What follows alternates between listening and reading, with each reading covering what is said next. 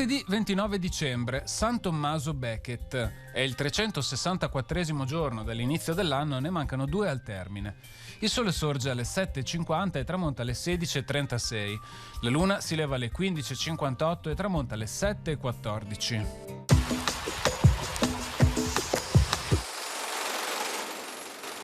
I Foscarini ospitano nel loro palazzo di Saint-Stae Federico IV, re di Danimarca e di Norvegia.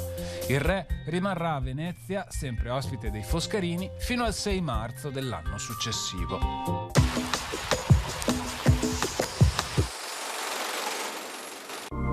Le previsioni per domani.